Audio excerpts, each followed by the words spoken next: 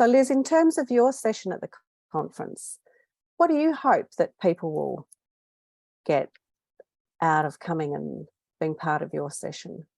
And just over the past few years, I've just been hearing so many stories of sort of conversations and conflicts where people are just like feel like they're in completely different worlds to each other, and there's just sort of judgment happening, like one side's getting judged as sort of being, you know, irrational or like a conspiracy theorist or fundamentalist, and another side is like, you know, someone who won't think outside their comfort zone and is, you know, just part of the masses. And so these, I just think they're really tricky conflicts because they escalate quickly, they polarize quickly, and there's not a lot of signals of relating happening.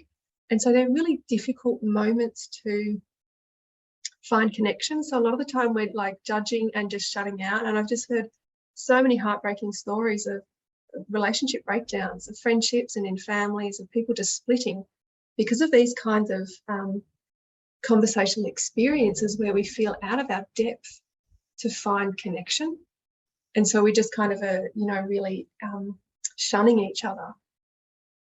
And so one of the things I'm really hoping that, well, this is what my sessions aim to do, is actually expand our capacity in those experiences to facilitate and connect, because only one person in that moment needs to be able to access some kind of facilitatory skills. Both parties don't need it. You only need one person with some skills and capacity to do that.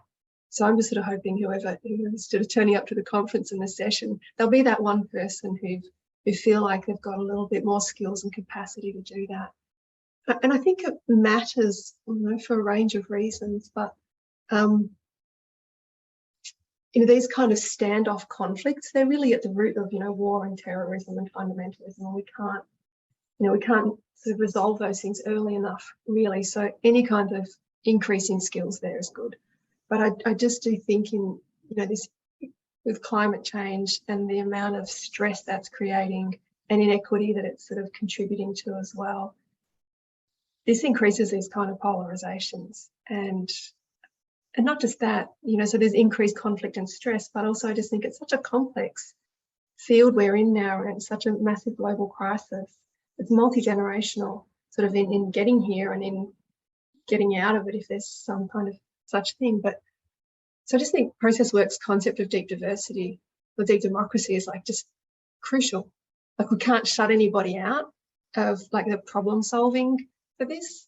And the other thing too is I mean, this is one of my big bandwagons, is just about social connection and neoliberal values. And I just think a lot of Western cultures and certainly the Western parts of Australian culture, which is not the whole culture, but it's just socially bereft, and people are incredibly lonely. I just don't think we can afford to get further apart and to lose more and more relationship with each other. So I'm not always fascinated about how to have better social fabric, better connection, better community.